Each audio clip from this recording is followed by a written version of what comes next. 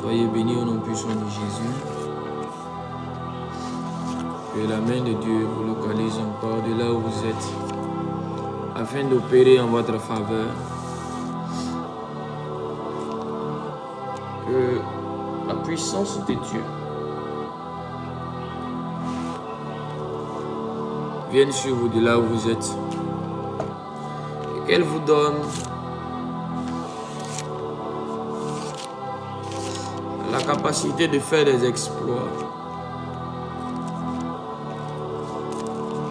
Là où les hommes avaient dit que vous ne deviez pas arriver, vous ne pouviez pas arriver en fonction des compétences. Je prie ce matin que l'onction du Saint-Esprit vienne vous équiper, vous rendre éligible à certaines grâces, à certaines bénédictions, à un certain niveau d'élévation. Mais avant toute chose, nous allons, comme à notre habitude, dire merci au Seigneur pour sa grâce, sa fidélité. Comme Maman Mariette, bonne arrivée. Papa Moyabi, Maman Yvette, soyez bénis. Je salue rapidement ceux qui sont en ligne. Geneviève, Maman Geneviève, la Sénégalaise, soyez bénis, bénis, bénis, bénis, bénis, bénis. Voilà, que la main de Dieu, de là où vous êtes, opère en votre faveur. Que Dieu lui-même se charge de tous vos soucis. Nous allons prier, nous allons dire merci au Seigneur. Il est important d'être reconnaissant à Dieu pour tout ce qu'il fait. Il est important d'être reconnaissant à Dieu pour chaque œuvre qu'il accomplit dans notre vie et dans celle des membres de nos familles. Père éternel, nous voulons ce matin, en cette aurore, élever la voix pour te dire merci. Tu mérites, Seigneur, les remerciements du plus profond de nos cœurs parce que c'est grâce à toi que nous sommes là. À un moment donné de notre vie, c'est toi qui as mandaté des hommes et des femmes pour nous venir en aide. Certainement, Père, ce sont des hommes qui sont venus nous aider, mais derrière ça, c'est toi qui as incliné leur cœur en notre faveur. Et ne pas te dire merci serait une chose grave. C'est toi qui pourvois, Père, à tous nos besoins quotidiens, le pain quotidien, la maison, le vêtement. Ce sont des choses que tu nous fournis, Seigneur, dans ton amour et dans ta miséricorde. Qu'avons-nous fait pour être en vie là où plusieurs meurent? Il y a des gens qui prient plus que nous. Il y a des gens qui jeûnent plus que nous. Et il y a des gens qui se sanctifient, qui se purifient plus que nous. Mais qui aujourd'hui ne sont plus de ce monde, qui subitement sont tombés. Qu'avons-nous fait, nous? Qu'avons-nous donné, nous, pour être là où nous sommes, pour avoir ce que nous sommes? C'est ta grâce qui nous a choisis, Seigneur. C'est ton amour qui nous permet d'être là. C'est pourquoi ce matin, s'il y a une chose à faire, c'est de te dire merci. Merci de nous aimer, Seigneur. Oui, merci. Malgré nos défauts, malgré nos fautes, merci, Seigneur, de nous aimer tels que nous sommes et de travailler notre caractère. Seigneur, merci infiniment. Que la gloire te revienne. Que l'honneur te revienne au siècle des siècles. C'est toi qui gardes nos familles, Seigneur, du malheur. C'est toi qui nous épargnes du filet de l'oiseleur. C'est toi qui nous préviens lorsque l'ennemi planifie des choses contre nous. Tu es fidèle et ta fidélité durera toujours. Tu es bon et ta bonté est éternelle, mon Dieu, mon roi. Oh, que nous sommes fiers de t'appartenir, mon Père. Que nous sommes heureux de t'appartenir. C'est un honneur pour nous, Seigneur, de faire partie de ta famille et de tes préférés. Que ton nom soit encore sanctifié et que ton règne vienne dans notre vie. Merci infiniment, mon Dieu, mon roi. Merci parce que même là où nous sommes infidèles, toi tu restes fidèle. Tu es merveilleux, Jésus. Tu es merveilleux. Nous voulons te recommander encore ce moment de prière, Seigneur, ce moment d'intimité avec toi. Nous voulons te recommander cet instant précis. Que ton esprit et tes anges viennent maintenant disposer l'atmosphère de là où quelqu'un suit ce live. Et que toute forme d'interférence que l'ennemi voudra, Seigneur, manifester soit paralysée au nom puissant de Jésus. Et que ta gloire, Seigneur, soit manifeste autour de nous. Merci, mon Dieu. Merci, mon roi. Alors, soyez bénis au nom de Jésus. J'espère que vous allez bien. Il est 5 heures ici en Côte d'Ivoire. J'espère que de là où vous êtes bien réveillés. Pour ceux qui s'apprêtent à aller au boulot, que Dieu vous donne encore la force d'aller vraiment chercher le pain quotidien pour la famille. Vous savez, c'est pas facile. Mais je crois que le Seigneur qui renouvelle les forces sera toujours avec vous pour renouveler vos forces. Oh, moi, ça va, maman Marie, je vais bien par la grâce de Dieu. Comme vous le voyez, ça va. Hier, on n'a pas pu avoir un live parce qu'il a plu ici. Et quand il pleut fortement ici, il faut reconnaître que c'est pas bien. Le réseau n'est pas stable. Comme je l'ai dit, nous allons travailler sur nos cœurs tout au long de ce mois. Nos prières seront axées sur l'état de notre cœur, l'état de notre âme. Nous allons travailler sur nous-mêmes. C'est très important, bien aimé dans le Seigneur, de travailler sur soi. Quand la Bible déclare dans le livre de Matthieu, chapitre 7, ôte premièrement la paille qui est dans ton œil, avant de dire à ton frère, laisse-moi ôter la poutre qui est dans le tien. Alors nous n'allons pas être hypocrites. Nous n'allons pas mépriser nos défauts, nos faiblesses. Vous savez, chaque fois que Dieu t'interpelle sur tes défauts, c'est pas pour te tuer, c'est pas pour te frustrer, c'est pas pour te faire du mal, c'est pas pour t'humilier, non. Au contraire, c'est pour sauver ton âme. Quand les gens disent que tu as des défauts, il faut travailler sur tes défauts. C'est pour toi-même te faire du bien. Parce que ton défaut là finira par te tuer devant. Ton défaut là finira par te disqualifier à la gloire de Dieu. Un homme comme Géasi, qui n'a pas travaillé son défaut, savoir que tu as un défaut, c'est déjà de l'intelligence. Reconnaître tes défauts, c'est de l'intelligence. Mais c'est encore plus intelligent de travailler à changer ces défauts-là. Parce que si tu sais que tu as un défaut, que tu ne fais rien pour changer ça, tu es en danger. C'est-à-dire que tu es doublement coupable. Tu es encore plus coupable même qu'avant. Et ça, pas si on se comprend. Parce que quand tu ne sais pas que tu as quelque chose, on trouve normal que tu ne travailles pas pour arranger la chose. Maintenant, quand tu es au courant, quand tu sais, quand tu reçois l'information qu'il y a une telle chose en ce qui te concerne, mais que tu ne fais rien pour changer ça, là, tu es doublement coupable. Quand tu ne savais pas si c'était bon. Je vais vous inviter à prendre un cahier, à prendre un papier. Si vous êtes au boulot, peu importe là où vous êtes, arrivé à la maison, faites-le s'il vous plaît. Prenez un papier et les défauts que vous connaissez vous-même.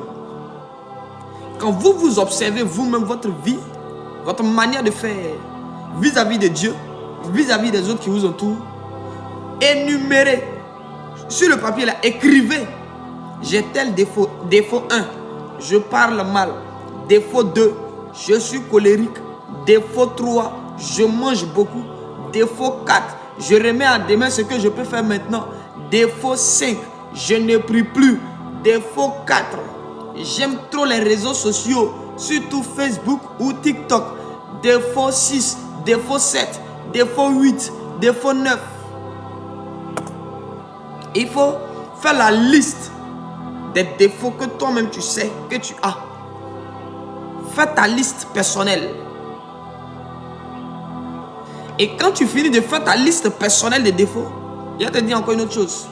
Ceux qui vivent avec toi, humblement, il faut leur demander, qu'est-ce que vous me reprochez? Qu'est-ce que vous voyez en moi qui est un défaut? Je t'assure, fais ce que je te dis, tu vas voir. Et quand il faut leur dire, non, qu'elles sans filtre. Il ne faut pas, ils vont te parler pour te flatter. Il faut leur dire, dites-moi réellement, laissez l'histoire d'amitié là. Laissez les histoires de... On a peur de te dire, de peur de que tu ne penses qu'on est comme si, on est comme ça, on ne veut pas te frustrer. Non, dites-leur d'être sans filtre et de vous dire la vérité. Ce qu'ils remarquent en vous. Si c'est ton mari, il faut lui demander. Si ce sont tes enfants, il faut leur demander. Si ce sont tes collègues, mais quelqu'un de bien, en tout cas un bon ami. Voilà. Quelqu'un en qui tu as confiance, quoi. Pas aller parler à un sorcier là-bas qui a venu te dire des choses même pour te traumatiser encore. Non. Donc, tu cites, toi-même, tu énumères tes défauts, tu les écris et tu demandes aux gens qui sont autour de toi, mais des personnes de bonne foi, des personnes de bonne moralité, et tu leur demandes, quand vous me regardez, on est ensemble depuis combien de temps, qu'est-ce que vous me reprochez, qu'est-ce que vous trouvez qui n'est pas bon dans mon attitude, dans ma manière de faire? Et tu as toujours ton même cahier de défauts là, que toi tu as noté là, dans lequel tu as noté toi-même tes défauts, et puis tu notes encore ce qu'on va te dire. Même s'il cite des points que tu avais déjà cités, écris encore quand même, écris. Quand tu vas prendre ton cahier, il va parler, il va dire, mais tu fais quoi? Il dit, non, il faut parler. Je veux travailler sur moi. Donc, vraiment, j'ai besoin de savoir ce qui ne va pas chez moi. Et tu notes. Et tu notes. Je t'assure. Quand ils vont finir ça, tu prends la liste, toi-même ta liste, tu prends leur liste, tu vas devant le Saint-Esprit maintenant. Tu dis, Seigneur, moi-même là, tu me reproches quoi? Saint-Esprit, qu'est-ce que tu me reproches? Et puis le Saint-Esprit maintenant, lui va aller dans les profondeurs. Lui peut te dire des choses que quand toi-même tu te regardes, quand les autres te regardent, tu n'as pas encore manifesté. L'Esprit de Dieu peut te dire des choses en toi que tu n'as même pas encore manifesté. De même que le Saint-Esprit a la capacité de sonder les profondeurs de Dieu, ainsi le Saint-Esprit a la capacité de sonder les profondeurs de l'homme. Donc le Saint-Esprit, alors que toi tu crois que ou même tout le monde te dit que tu es humble, lui peut venir te dire que mon enfant, il n'y a aucune humilité en toi. Alors que tout le monde va te dire non, la soeur vraiment tu pries, le Saint-Esprit viendra te dire que tu ne pries pas, tu n'as pas une vie de prière. Il faut noter ce que le Saint-Esprit va te dire là. Il ne faut pas te discuter, pardon. Pardon, ne discute pas avec lui. Écris ce qu'il va te dire. Il faut noter tout ce que l'Esprit de Dieu va te dire. Il faut noter. Tu notes. Et même si le Saint-Esprit ne te dit rien sur le champ, utilise déjà ce que tu as noté toi-même, ce que les gens t'ont dit, et présente ça au Seigneur. Dis, Père, voilà comment je suis. Il ne faut pas dire, voilà comment les gens disent que je suis. Non, non, non. Il faut dire, Seigneur. Parce que souvent, il y a des prières, on ne se rend pas compte, mais c'est comme si on ne reconnaît pas. C'est eux qui ont dit, moi, je ne sais pas, mais je ne me vois pas trop dedans. Écoutez, parfois, là, arrêtez de vous voir dans les choses. Priez pour changer. Quelqu'un qui veut changer de vie, là, il ne raisonne pas d'une telle manière. Quand tu veux changer de vie, tu changes. Parce que si c'est toi qui dois te juger, si c'est toi, personne sur cette terre ne se voit mal. Pour moi, ce que je fais est parfait. Pour toi, ce que tu fais est parfait. Donc, tu ne verras jamais du mal dans ce que tu fais et dans ce que tu dis. Mais c'est ceux qui sont en face de toi. Ils sont aptes à te juger. Ils sont aptes à te corriger. C'est pourquoi Dieu est observateur. Et Dieu nous dit, mon enfant, tu fais mal. Parce qu'il n'est pas nous. Nous, quand on fait pour nous, c'est bien. Donc, il ne faut pas dire, Seigneur, voilà ce qu'on dit que je suis. Hein. Oh, mais je ne me vois pas dedans, mais bon. Qu'est-ce que c'est ce qu'ils ont dit. Tu fais ce genre de prière, le Saint-Esprit ne t'écoute plus. Mais ça, c'est un langage orgueilleux. Ça, c'est le langage de quelqu'un qui ne veut pas changer même. Qui se croit tellement. Ça, c'est le langage des personnes, des gens qui sont imbus de leur personne. Donc, quand tu vas devant Dieu, là, tu dois avoir un langage d'humilité et un langage intelligent. Excusez-moi pour le terme si ça choque certaines personnes. Mais devant Dieu, je crois qu'on doit parler avec beaucoup de sagesse, beaucoup d'humilité et beaucoup d'intelligence.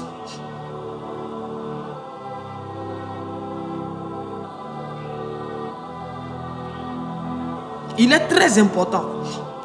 Il est très important.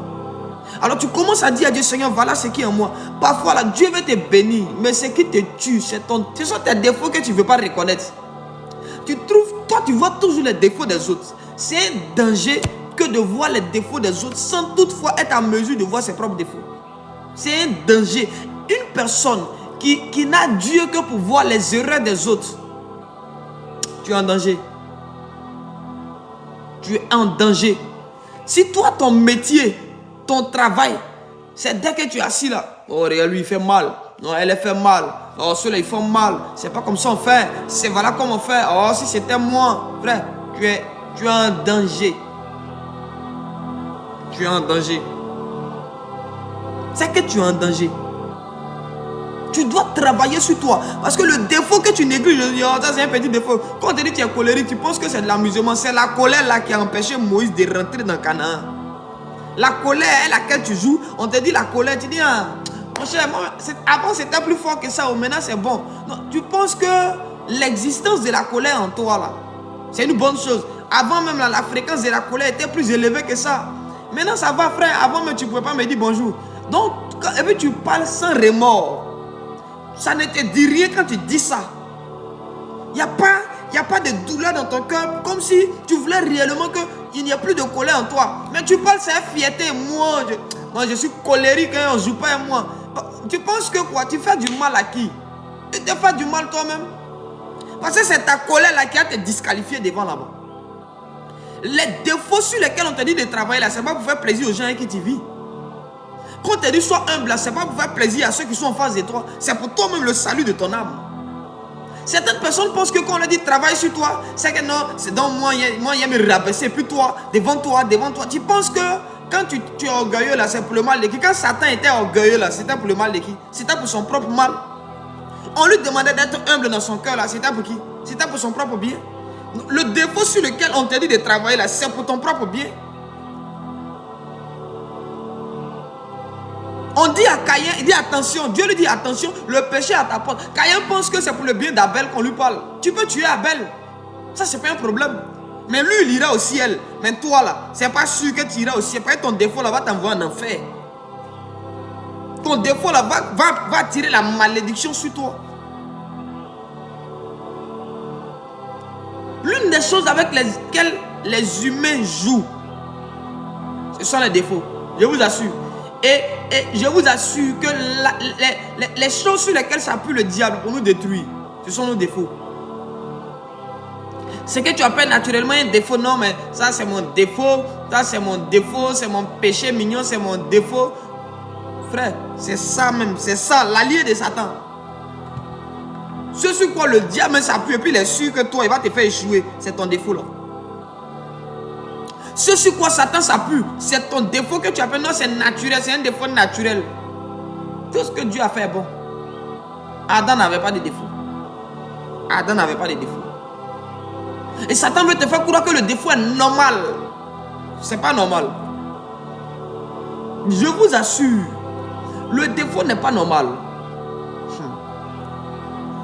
Travaille là-dessus. Travaillons là-dessus.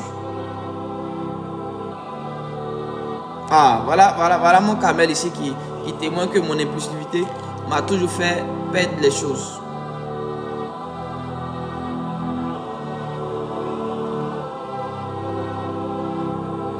Chocolat noir. Je suis ce que je suis en train de dire, tu vas comprendre. Quand tu vas commencer à prier par rapport à tes défauts, parce que parfois on a l'impression que le mal là c'est forcément les autres. C'est vrai que les autres font ce qu'ils ont à faire. Mais assurons-nous, Jésus dit quoi? Il dit le prince de ce monde arrive mais il n'a rien en moi. Ça veut dire quoi? C'est-à-dire que le diable vient, mais il ne peut pas trouver des défauts en moi sur quoi il va s'appuyer pour me tenter, pour me détruire, pour m'accuser. Satan ne peut pas, moi, Jésus me regarder et me dire non, toi tu aimes convoiter, toi tu aimes faire ça, c'est ça là qui est mauvais en toi. Donc je vais m'appuyer. Chaque fois que Satan doit t'attaquer, il va s'appuyer sur ce que tu appelles un défaut naturel. Si ton défaut là, c'est passer ton temps sur TikTok et non, pas lire ta Bible, quand il va venir, c'est la voix qui va emprunter pour te nuire là qu'elle a. Je vous dis toujours, ne soyons pas des accusateurs, mais travaillons sur nous-mêmes. Quand on va... L'une des choses que Satan nous a empêché de faire, l'une des choses que le diable nous empêche de faire, nous enfants de Dieu, c'est de ne jamais nous remettre en cause, de ne jamais nous mettre devant le Seigneur pour dire Seigneur, enlève en moi ce qui est mauvais. C'est-à-dire que Satan te fait miroiter que tu es l'homme parfait, tu es la femme parfaite. Les mauvais là, l'enfer c'est les autres. Voilà, je vais dire ça comme ça, je vais prendre la citation de ce philosophe là. Satan te met dans le cœur que l'enfer c'est les autres.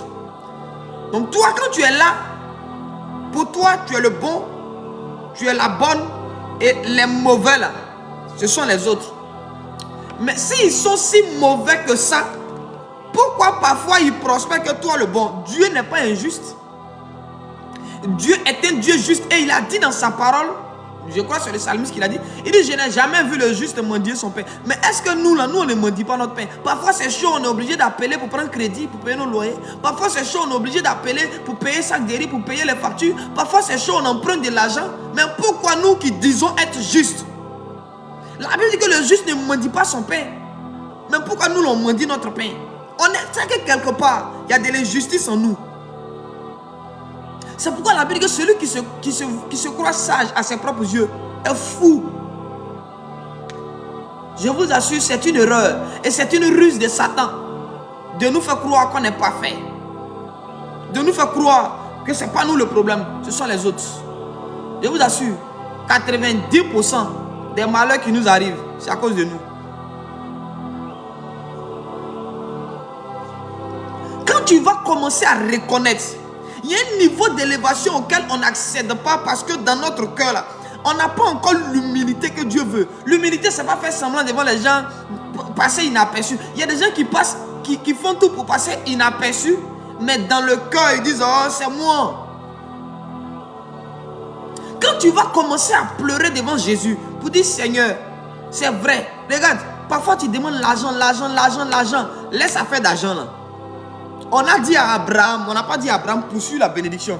On a dit à Abraham, la bénédiction va te poursuivre. Mais Abraham était censé travailler sur lui. Parce que le corps, l'âme, l'esprit, le cœur de l'homme, une fois que c'est bien travaillé, c'est dépouillé de mauvaises choses, ça attire naturellement les bénédictions de l'Éternel. Une fois que tu es dépouillé d'orgueil, de méchanceté, de colère, de haine, de rancune, tu es dépouillé de langue des vipères, les gens qui parlent mal. Quand tu es dépouillé de ces mauvaises choses, de l'orgueil, de la jalousie, quand tu es dépouillé de ces mauvaises choses, naturellement, il y a des gens, il y a des êtres qui viendront vers toi. Il y a des aides qui viendront vers toi. Je t'assure. Il y a des gens, même dans la vraie vie, il y a des personnes à cause de leur caractère, leur manière d'être, tu as envie d'être leur ami. Je ne parle pas des gens qui cherchent les amitiés maintenant à cause du profit. C'est vrai qu'on cherche une amitié toujours à cause du profit, mais je veux juste dire qu'il y a des gens là, à cause de leur manière d'être, leur caractère. Si tu as envie d'être son ami, tu dis, oh, le frère là vraiment, j'aime sa manière de faire. La soeur là vraiment, elle est cool, elle est simple. Oh, elle me plaît bien. Elle me plaît bien dans l'église. Il me plaît bien dans l'église. Mon frère, je vais être ton ami. C'est la simplicité de David qui a fait que Jonathan s'est attaché à lui. Maintenant, imagine que David, c'était quelqu'un dans son cœur là. Il était très orgueilleux, très hautain. Il parlait très mal. Tu es sûr que Jonathan allait s'attacher à lui? Ce sont les défauts sur lesquels tu ne travailles pas qui te disqualifient de certaines gloires. On va beau te dire, je vois la gloire de Dieu en train de venir. La gloire ne viendra pas, frère. Ça va freiner. La gloire va freiner parce que Dieu ne peut pas donner les choses saintes aux pauvres. Vous savez, les choses saintes ne se donnent pas aux gens qui n'ont pas travaillé sur eux. Dieu ne peut pas te donner la gloire. Tu vas te détruire et tu vas détruire tout le monde autour de toi. Avec la jalousie que tu as, tu vas vouloir empêcher les autres de monter. Regardez chez nous à l'ouest ici. Nous les gens de l'ouest, moi je suis bêté d'ethnie. Le bêté là, quand il devient grand dans une famille là, il fait de sorte que personne ne le dépasse. Pour ceux qui sont de l'ouest, ils savent de quoi je parle. Plusieurs familles c'est comme ça. Quand Dieu élève une personne, lui il fait de sorte que tous ceux qui sont dans la famille là, même s'ils doivent grandir, mais il ne faut pas qu'ils dépassent lui son niveau. Il veut être le seul au-dessus. Il ne veut pas avoir quelqu'un au-dessus de lui. Et ça là, c'est le propre de la méchanceté. C'est comme ça le cœur de l'homme est. Parfois on a atteint certains niveaux, mais à cause de l'orgueil et de la méchanceté là, dans notre cœur là, on médite et on fait tout pour ne même pas que nos frères et sœurs soient au-dessus de nous. Si toi tu es DG, il ne faut même pas que quelqu'un va avoir plus d'argent que toi. Sinon, selon toi, on parlera plus de lui que toi. Voilà comment dans notre cœur on est. Tu as lutté, tu es là en Europe. Tu ne peux pas faire partie de ton frère. Tu ne peux pas faire partie de ta soeur. Et on ne venait pas en Europe, restez là-bas. L'Europe est dure. Mais tu es là-bas, mais c'est dur. Vous ne voyez pas, excusez, hein? Excusez. Vous ne voyez pas nos parents, ce qu'on appelle communément les djoulas. Si une seule personne est partie, toute la famille est délivrée. Parce que le seul qui est parti là va s'arranger. Eux ils se tirent, ils s'entraident. Mais nous là, on s'auto-détruit. On ferme la porte. Et on dit aux autres, restez là-bas. Nous seuls, on va rester ici. Et puis tu en vas.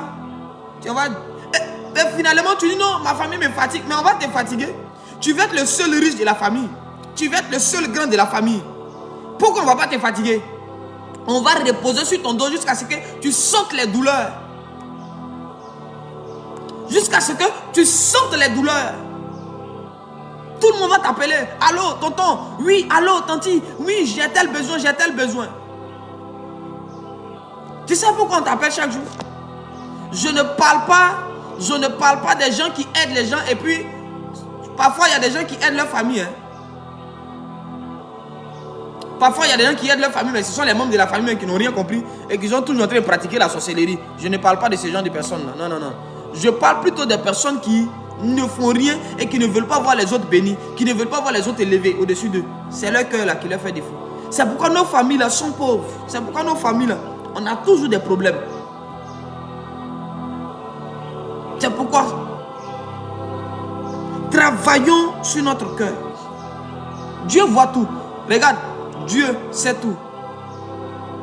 Non, il ne faut pas venir devant Dieu pour cacher un péché, pour cacher un défaut. Non, les défauts même que tu as là, toi-même tu ne sais pas tout. Il y a des défauts que tu as que tu ne sais pas, mais que le Saint-Esprit lui sait. Dieu te regarde et puis il te dit, mon enfant, regardez, Dieu avait déjà vu le meurtre dans le cœur de Caïn, avant que Caïn ne tue son frère. C'est pourquoi avant qu'il ne pose l'action, Dieu est venu dire, dis mon fils, attention à ton cœur, parce que le péché est à la porte de ton cœur. Fais attention, Caïn dit, moi je ne peux jamais tuer mon frère. Je suis tout sauf un meurtrier, mais il a été surpris de tuer son propre frère. Quand il se voyait, il se disait quoi? Oh, il n'y a rien en moi, il n'y a rien de mauvais en moi. Moi, je ne suis pas un meurtrier. Peut-être que j'ai des envies, je suis un peu jaloux de mon frère, mais de là à tuer, quand même, Dieu. Je n'ai jamais tué de toute ma vie. Frère, bien aimé dans le Seigneur, il y a des choses cachées en nous. Le cœur de l'homme est comme une maison qui a plusieurs pièces. Ce n'est pas parce que tu connais le salon que tu connais toutes les pièces de la maison. Calme-toi. Il y a d'autres pièces que tu n'as pas encore visitées, telles que la cuisine. Tu n'as pas encore visité la chambre principale. Tu n'as pas encore visité la chambre des enfants. Tu n'as pas encore visité la 4e chambre, la 3e chambre. Tu n'as pas encore visité l'arrière-cour. Tu n'as pas encore visité tout. Donc ne dis pas que tu connais la maison. Ne dis pas que tu connais ton propre cœur. Tu ne te connais pas. La Bible déclare que le cœur de l'homme est tortueux. C'est l'homme qui tu ris tout de suite. C'est la même personne, 2 minutes plus tard, qui change d'humeur pour une chose à laquelle elle pense qu'il est passé. C'est-à-dire que vous êtes au présent, mais son cœur retourne dans un passé pour prendre une histoire passée, pour s'énerver là, et puis pour avoir un comportement bizarre, et puis t'accuser. Il y a des gens, leur défaut là, c'est qu'ils n'oublient pas le mal. Mais ils oublient le mal qu'ils font, mais eux, ils n'oublient pas le mal qu'on leur fait. Nous sommes allés au baptême et ma femme était en train de prêcher et elle disait aux jeunes filles pour dire pardonnez. Parce que ceux à qui vous reprochez des choses là, quand on va leur demander là, ces gens aussi ont des choses à vous reprocher. J'ai dit tiens, c'est fort hein. En fait la partie là m'a tellement, parce que parfois on est tellement très dit non, ils m'ont fait ça, mais toi-même tu leur as fait quoi? Si on leur demande bien là, il y a des choses que tu leur as fait. Ceux à qui tu ne veux pas pardonner là. Et même si ce n'est pas eux, il y a quelqu'un d'autre à qui toi tu as fait quelque chose. Ma fille Ange, Dieu te bénisse. Si ce n'est pas à ceux-là que tu as fait du mal, il y a d'autres personnes à qui tu as fait des choses que tu as frustrées, à qui tu as manqué de respect. Parce que supposons, toi, tu refuses de pardonner à ceux-là. Parce qu'il y a des gens qui sont d'une rancune vraiment extrême. Satan même vient prendre des coups de rancune auprès de vous. Le diable lui-même vient prendre des coups de rancune auprès de vous, auprès de nous. Il nous regarde et dit, ouais, mon frère, mon fils là, mon frère là, il est rancunieux. Nous n'en pardonnons pas, je vous assure. Il y a des chrétiens qui ne pardonnent. Ils sont capables de garder un péché ou bien une injure que Satan lui-même a oublié. Et le chrétien est capable de rappeler à Satan que tu t'amuses à le cœur du chrétien. Et ces choses-là ne peuvent pas être en nous. Et puis Jésus va venir nous donner la gloire. Jésus va venir nous donner l'élévation. Mais imagine que Joseph dans son cœur ne reconnaît pas que si on l'a vendu, c'est à cause de sa bouche qui parle trop. L'état de Christ. Ouais, je ne suis plus sur Facebook pour l'instant parce que j'ai été bloqué là-bas. Joseph était obligé de reconnaître d'abord que si on m'a vendu, c'est à cause de ma bouche qui parle beaucoup. Il passait son temps à rapporter les mauvaises actions de son frère. Et ils se mettent ensemble, ils font quelque chose de mauvais. Et puis lui, il passe derrière eux. Et puis il va informer. Et puis il va informer leur papa Jacob Israël pour dire, ah, voilà ce que Judas a fait. Voilà ce que Lévi a fait. Voilà ce que Gad a fait. Voilà ce que Zabulon a fait. Lui-même, il ne se met pas dedans. Donc ils l'ont vendu. Il fallait que l'enfant prenne conscience que, ah, tout ce que je vis là même, c'est ma faute. C'est mon cœur là qui est mauvais. Si Potiphar aussi m'a mis en prison, avant tu en as vu ça. C'est parce que moi, j'ai convoité la femme de Potiphar. Quand Joseph va reconnaître, c'est alors que Dieu va commencer à réaliser la prophétie. Le problème, ce n'est pas la prophétie qu'on te dit. On va beau te dire la prophétie, on a compris. Mais c'est comment la prophétie va s'accomplir là. Les clés qui vont activer la prophétie, c'est quand tu seras en train de travailler sur toi, non pas sur ceux qui sont dehors. Travaille sur ton cœur. La prophétie ne dépend pas de ton entourage, la prophétie dépend de toi. La prophétie, toi, ta prophétie, ta vie là, ça ne dépend pas du nombre de sorciers qui te combattent. Non. David dit 1000 à mon côté, 10 000 à ma droite, je ne serai pas atteint. Ton élévation là, ça ne dépend pas de tes ennemis. C'est comme ça aussi que ta chute ne dépend pas d'eux. Satan là, tu penses qu'il a chuté parce qu'il avait un ennemi? Non, Satan a chuté à cause de son propre cœur. J'ai dit 90% des malheurs qui nous arrivent, c'est à cause de notre cœur. Et les autres 10% là, c'est notre cœur là qui ouvre la porte là. Et puis les démons là rentrent pour agir. Eux, ils ne sont que des ouvriers que nous-mêmes on emploie. Je t'assure, les démons qui te combattent là, c'est toi qui les payes par mois. C'est toi. Par ta colère là. Leur salaire là, c'est la colère qui est dans notre cœur. Leur salaire, c'est la haine qu'on éprouve pour nos frères et sœurs là. C'est ça, c'est de ça que les démons se nourrissent. Voilà pourquoi ils sont toujours à notre service. Et ils sont toujours dans nos vies en train de nous créer des problèmes.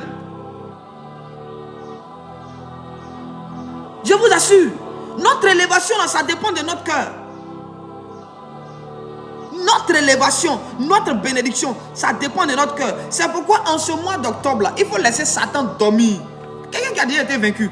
En ce mois d'octobre, ta seule prière, Seigneur mon cœur, Seigneur je veux un cœur nouveau, Seigneur je veux un cœur nouveau, Seigneur je veux un cœur nouveau, Seigneur je veux un cœur nouveau, Seigneur je veux un cœur nouveau, donne-moi un cœur pur, renouvelle en moi un esprit bien disposé. Renouvelle en moi un esprit bien disposé, un esprit bien disposé. Quand tu vas travailler sur toi, naturellement, il y a des combats qui vont cesser.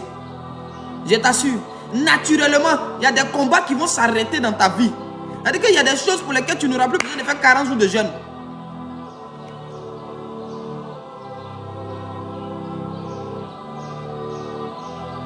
Naturellement, il y a des choses que tu ne seras plus... C'est-à-dire qu'il y a des choses pour lesquelles aujourd'hui, là, tu es obligé de jeûner. David Cédric, repose ta question s'il te plaît. Repose ta question. Naturellement, aujourd'hui là, alors que nous on est ici, on est en train de prier, Seigneur, donne-nous l'argent, on va payer un terrain pour l'église. Il y a des gens là, eux, ça là c'est plus un sujet de prière. Nous c'est un sujet de jeûne pour nous. Mais il y a des gens pour qui c'est plus un sujet de jeûne et de prière. Il a envie, s'il a envie, ça dépend de son envie aujourd'hui. Il se lève, il paye un terrain. Pourquoi? Parce que ceux que Dieu rend riches, ce n'est pas parce qu'ils sont méchants, ce n'est pas parce qu'ils sont des voleurs. Je ne parle pas des voleurs. Hein. Celui qui vole pour s'enrichir, ça c'est son problème. Moi je parle au Fils de Dieu, au Fils du royaume. Dieu te donnera sa richesse lorsque tu auras un cœur pur.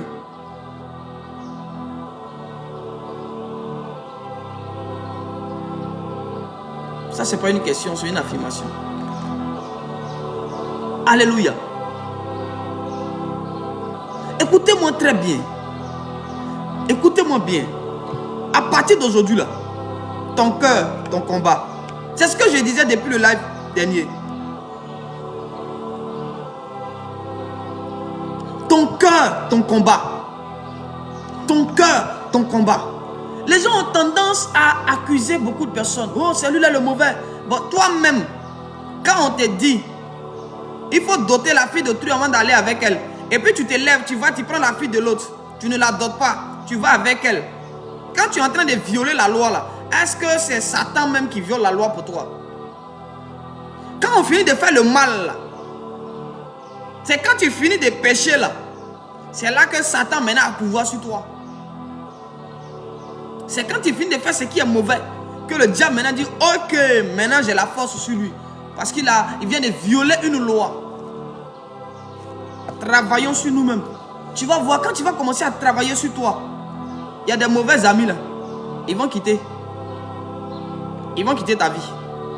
Il y a des gens de qui tu veux te séparer, qui jusqu'à présent là, tu ne sais pas comment faire, ils vont quitter ta vie. Quand tu vas commencer à travailler sur toi, Seigneur mon cœur, l'odeur et l'éclat de ton cœur, l'éclat de ton âme va changer d'apparence. Et tu verras alors qu'il y a des gens naturellement qui vont partir. Il y en a qui vont dire non, la soeur a changé, le frère a changé, il n'est plus comme avant, elle n'est plus comme avant, il n'est plus comme avant, elle n'est plus comme avant. Parce que écoutez-moi bien, la transformation interne va attirer des choses glorieuses sur ta vie. Dieu veut nous bénir, mais Dieu regarde notre cœur. Dieu veut nous élever, mais il regarde notre cœur. Vous pensez que Dieu est dans la joie quand il nous voit dans les problèmes? Vous pensez que Dieu est heureux quand on dit oh les chrétiens là toujours, c'est eux qui ont toujours problème? Vous pensez que Dieu là, c'est que Satan donne aux gens qui le servent là? Vous pensez que Dieu là, il ne peut pas donner plus que ça? Il a rendu Salomon plus riche que tous les brouteurs. Excusez-moi de le dire. Il a rendu Salomon plus riche que toutes les personnes qui vont voler même pour s'enrichir. Salomon était plus riche que. David était riche. Abraham était riche. Il a rendu Jacob riche. Il a rendu Isaac riche. Mais parfois Dieu ne te rendra pas riche si d'abord tu n'as pas travaillé sur toi. Avant que Dieu ne rende Jacob riche. Regardez ce par quoi Jacob est passé. Regardez bien. Regardez le processus de la vie de Jacob. Avant qu'il ne soit riche, Dieu prend d'abord le soin de travailler notre intérieur, notre état d'âme, notre cœur. Et c'est quand c'est bon que Dieu te donne maintenant. Parce qu'il ne veut pas te donner quelque chose qui peut te détruire. Un enfant de 2 ans, tu ne peux pas lui donner un couteau ou une machette. Tu ne le feras jamais. Mais un adulte, tu peux lui donner un couteau pour dire ah, épluche la banane. Épluche les pommes. Pourquoi? Parce qu'il est conscient, il a atteint un certain niveau. Mais nous, notre cœur là, n'est pas encore prêt. Voilà pourquoi c'est pas parce que tu as dit Seigneur, donne-moi, je veux un mari. Dieu ne te donnera pas de mari. Parce que Dieu me sait que ton cœur là n'est pas prêt à être dans un foyer. Tu vas te détruire. Il y a des gens aujourd'hui là. Seigneur, mari, Satan leur a donné un mari, un foyer. Leur vie de prière est morte. Parce que le foyer là, au lieu de l'aider à commencer à la détruire, à le détruire. C'est pourquoi quand Dieu ne t'exauce pas pour une chose, pose-toi la question, que dois-je faire pour obtenir telle chose? Tout est relié au cœur, je vous assure. Une femme qui a un cœur doux et humble, écoutez, pour se marier là, c'est pas une histoire de j'ai donné ma vie à Jésus, c'est pourquoi il me marie. Il y a des gens qui n'ont pas donné leur vie à Jésus qui se marient. Ça dépend de l'état de ton cœur. Il y a naturellement un caractère qui attire le mariage. Ça, c'est naturel. Il y a un caractère, il y a une manière d'être, il y a un caractère. Il y a un état de cœur qui attire vers toi le mariage, sans jeûne, sans prière. Je vous assure. Mais aujourd'hui, vous voyez, nous, on est obligé de faire 40 jours de jeûne. Mon mariage est bloqué. On te dit non que ton mariage, là, c'est dans les eaux profondes, le bas-fond du village. Que c'est la sorcellerie qui a mis là-bas. Et on va récupérer. On récupère le mariage pendant 40 ans. Jusqu'à on a récupéré. Oh, on a récupéré. Il n'est pas encore marié. Il faut laisser Satan n'a qu'à attraper la photocopie du mariage qu'il a là-bas. Là. Travaille sur ton cœur. Joseph, le manteau que tes frères ont pris là, ça c'est pas un problème. Dieu peut encore te donner un autre manteau. L'ancien mariage ils ont pris, ça c'est le mariage de quand ton cœur était bizarre. Laisse ça. Travaille ton cœur. Un cœur nouveau va attirer un nouveau mariage. Une nouvelle catégorie d'hommes vers toi. Il faut laisser les batailles de récupération. L'homme même que tu vas récupérer, quand il va venir, il va encore te faire du mal. Et là c'est Bolo. C'est Bolo même que tu vas récupérer. Van Damme, Jean-Claude Van Damme. C'est lui-même que tu es en train de récupérer. Quand il va venir, tous les katas de karaté, il va faire ça dans ta vie. Il va mélanger ta vie comme c'est pas possible. Laisse-le. Prie pour ton cœur. Quand ton cœur sera bon, quand Dieu va labourer ton cœur, et que Dieu va voir que ton cœur est prêt maintenant, tu vas voir, le prince charmant va venir. Mais sinon, Jean-Claude Van Damme que tu es en train de récupérer, tu vas regretter. Quand il va descendre dans ta vie, il va tracer d'abord. pour te montrer qu'il est prêt. Et puis il est venu. Je vous assure, Satan va empêcher plusieurs personnes de travailler sur le cœur. Il va te faire croire que non. Regarde, tu es attaqué. Tu peux même être en train de prier pour ton cœur. Et puis tu as fait un songe dans lequel tu vois les démons, ils viennent t'attaquer. Moi, depuis j'ai commencé à prier pour mon cœur, je vous assure. Et puis souvent quand tu as commencé à prier pour ton cœur là, moi je vous donne mon témoignage. Moi j'aime parler de moi. De ce que Jésus a fait avec moi. Moi-même ces temps-ci, depuis que j'ai commencé à prier pour mon cœur là, quand je dors, je me bats avec des gens. J'ai dit, mais Seigneur, c'est qui ces démons là? Il dit, c'est pas les démons. C'est ton mauvais cœur là, les mauvaises choses qui sont dans ton cœur là. C'est ça qui te parle là. Il a dit, il a dit que j'ai vu des esprits, mais des visages, des formes. Même les démons sont beaux. Il a dit, mais c'est qui ceux-là? Mais ils sont hideux. Et puis ils sont coriaces. Dieu dit, voilà, ce sont tes défauts, les mauvaises choses qui sont dans ton cœur, prophète. Tu dis que tu es prophète, non? Mais dans ton cœur, voilà les mauvaises choses qui sont dans lesquelles tu te bats. Il y a un humain, il fait par là, jusqu'à c'est pourquoi je ne me suis pas vite réveillé. Il a dit, ah, c'est que c'est gâté. Et si le cœur du prophète même est comme ça, bon, on imagine pour les fidèles, c'est que c'est chaud. Est-ce que depuis que tu as commencé à prier pour ton cœur là même, tu t'es battu? Tu t'amuses. Moi-même, chaque nuit là, c'est un combat. C'est-à-dire que si je m'amuse à dormir à 20h, de 20h jusqu'à 4h, je me bats. Je me bats jusqu'à... J'ai dit, mais attends, je me bats avec qui même? Parce que les visages que je vois là, je n'ai jamais vu ça. Même avant, quand Dieu me transportait dans le monde spirituel, je voyais des choses. Ceux-là, c'est de nouveaux visages. Ils viennent d'où? On dit, ils ne viennent pas d'ailleurs. C'est ton cœur là. Ce sont les éléments de ton cœur que tu vois. Les rancunes, tes petits comportements bizarres que tu as, que tu ne veux pas changer, puis tu penses que tu es bon là. Voilà ça, voilà le visage là, que ça. Voilà la forme de ton comportement. Il dit, ah, c'est que c'est gâté, hein. C'est que c'est gâté, c'est gâté. Et quand il me regarde quand il trappe, il dit, ouais, Seigneur, c'est que c'est gâté. Mais on est dedans. Je ne vais pas me laisser distraire pour dire non. Dieu me reposer, il a attaqué hôtel de famille, je te renverse, je te brise. Si on est tellement habitué à renverser les hôtels que parfois dans les prières, quand la prière veut aller dans l'hôtel, le Saint-Esprit dit, hey, laisse les hôtels, reviens sur ton cœur. L'hôtel le plus important pour le moment, c'est ton cœur. Satan ne voudra pas. Il ne voudra pas que tu travailles sur ton cœur. Il va tout faire pour te distraire. Il va t'orienter sur ton Monica. Il va te faire un songe où on est en train de comploter pour te tuer. Tu vas voir une marmite au feu et puis la viande dedans. Tu vas voir tout ça. Tout simplement pour que tu arrêtes de prier pour ton cœur. Pour que tu attaques les sorciers. Maintenant, moi, je te pose la question. Si un sorcier meurt, est-ce que toi, ton cœur là, tes défauts la changent? Non, tes défauts demeurent. Tes défauts restent tes défauts, même si un sorcier meurt. C'est pas le sorcier là qui te met en colère. La colère là, ça vient de toi-même. Non, ce mois d'octobre là, les sorciers là, ils sont pas au repos. Mais on les confie aux anges. Que les anges s'occupent d'eux. Parce qu'eux, ils n'ont pas le droit au repos, les sorciers. Ils doivent être tourmentés. Donc, on les confie aux anges. Non, mois d'octobre là, on se fait remplacer par les anges. Ce sont nos compagnons de service, non? Donc, on les affecte au combat. Nous, on vient dans la présence de Dieu. Eux, ils étaient dans la présence de Dieu quand nous, on était au front. Donc, maintenant, on envoie les anges au front. Et puis, nous, on vient maintenant devant Dieu. Et puis, on dit à Dieu, Seigneur, notre cœur. Nous, là, on n'a pas autre prière. C'est notre cœur. C'est notre cœur. J'ai dit ce mois-là. Peut-être tu as dit non, le prophète, là, vraiment, il n'est plus inspiré. Hein. Son affaire de cœur est trop. On peut prier une fois pour ça. Il ne faut pas t'amuser. Regarde ton âge. Depuis que tu es petit, depuis que tu es dans le sein maternel, tout ce que ta maman a vécu a affecté ton cœur, est rentré dans ton cœur. Toutes les frustrations de tes parents là, c'est enregistré dans ton cœur. Chaque fois que ton père a été humilié, ta mère a été humiliée, ton frère a été humilié, c'est resté dans ton cœur. Tu n'as pas oublié. Je sais de quoi tu parles. On se connaît.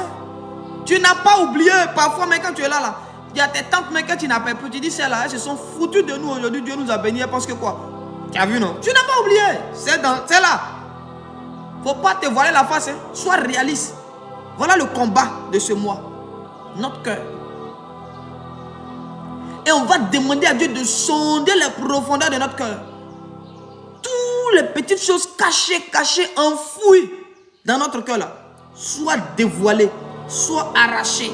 Dieu doit nettoyer mon cœur. Et quand je sors du mois d'octobre, je sors avec un cœur pur. Je sors avec une âme pure. Je sors avec un esprit renouvelé. Je sors avec un esprit renouvelé. Ce mois-là, les anges vont combattre.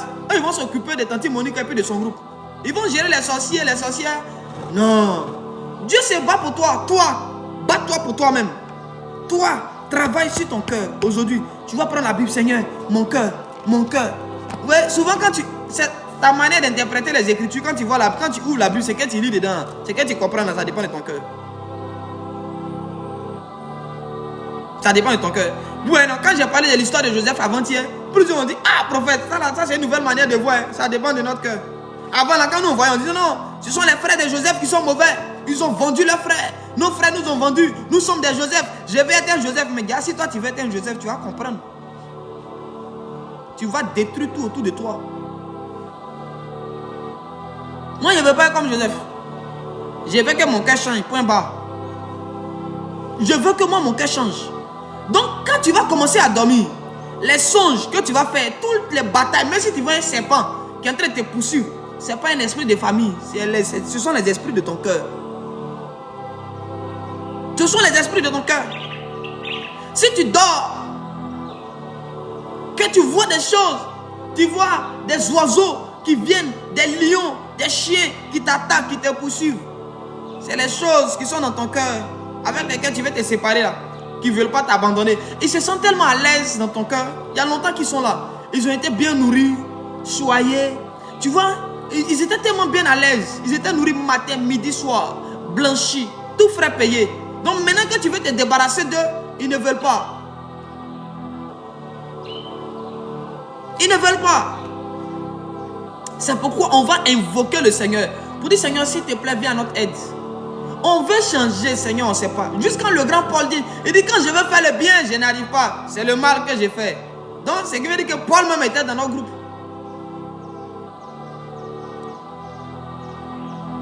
On va encore insister.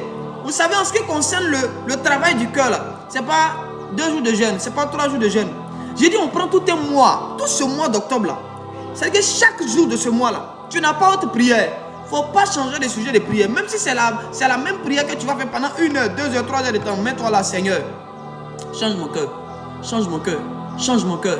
Change mon cœur. Ça n'a qu'à devenir comme récitation des bouddhistes. Ce n'est pas grave. Ça, ce n'est pas grave. Le plus important là, tu sais ce que ton cœur va apporter. Seigneur, change mon cœur. Tant que Dieu n'a pas changé ton cœur, tu es avec lui. Parfois on fait des veillées, on dit on va prier. Tant que le sorcier ne met pas, on ne le laisse pas. Feu! Pour les sorciers, là on a la force. Tu dois prier jusqu'à ce que tout change. Ton cœur doit changer. Dieu doit faire une chirurgie pour te greffer un nouveau cœur. Enlever l'ancien cœur.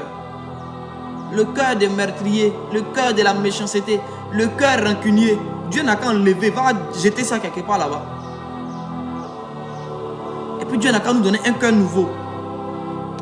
Un cœur nouveau. Un esprit bien disposé pour faire les choses de Dieu.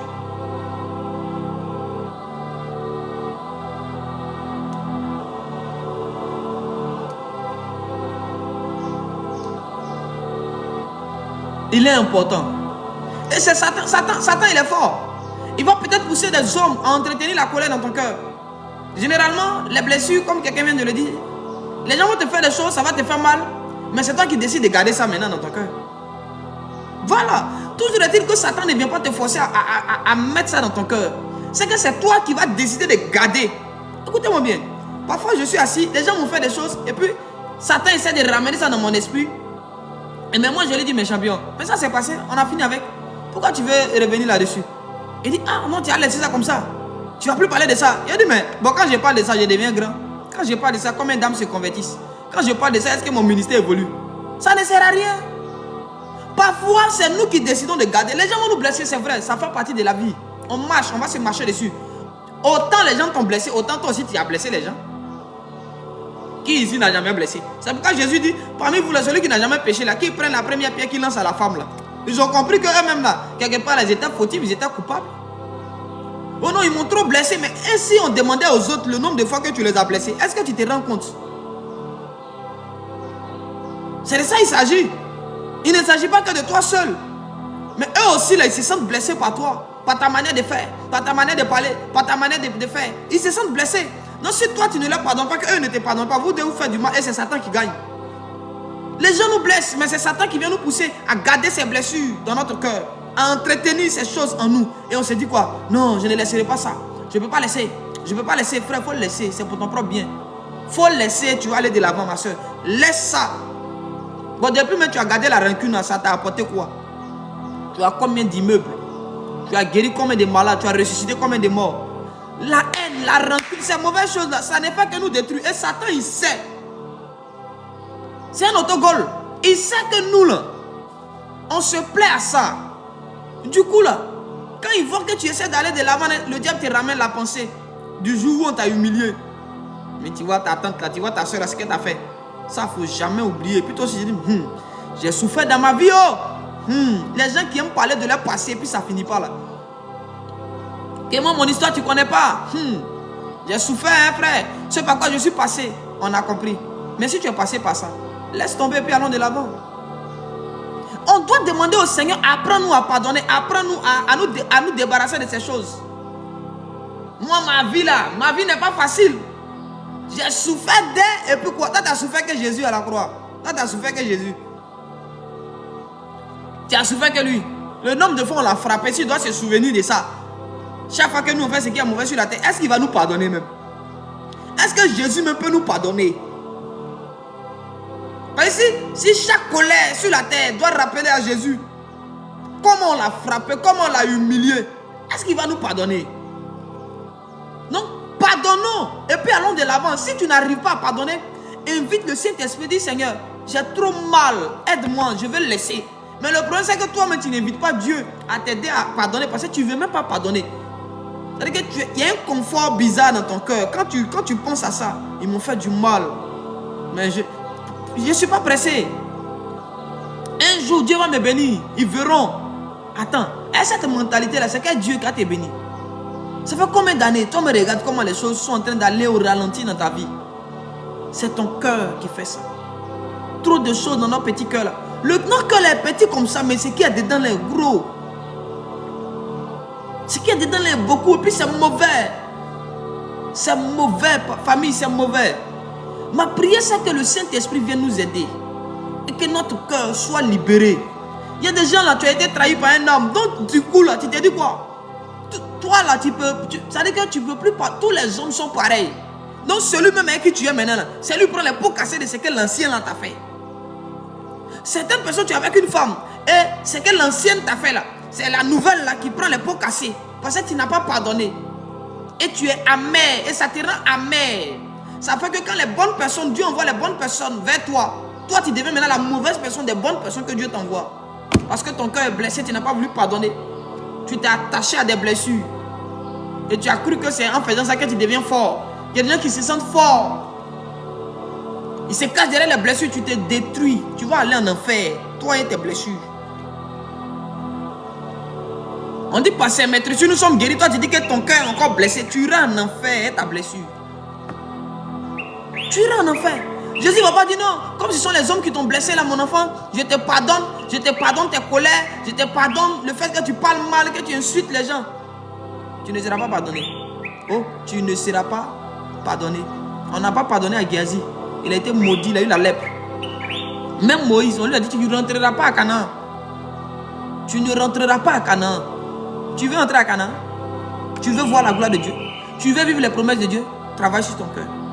Oh, le prophète a dit, c'est que ça s'accomplira. Ça s'accomplira, frère. Ça ne s'accomplira pas si tu ne travailles pas sur ton cœur, je t'assure.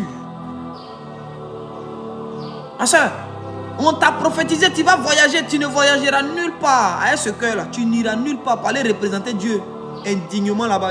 Jamais. Dieu ne va pas t'envoyer là-bas pour aller insulter les gens. On dit, ah, ce sont les chrétiens, les voici. Tu dois demander au Saint-Esprit, aide-moi à pardonner. Voilà. À guérir les blessures intérieures là. C'est que toi, d'abord, reconnais d'abord que toi, mais il y a ça dans ton cœur. Oui, oui. Il faut reconnaître que dans ton cœur, là, il y a ça. Parce que tout part d'abord de la reconnaissance. L'humilité, c'est la capacité d'un homme et d'une femme à reconnaître l'état de vie. Son état de vie, son état de cœur.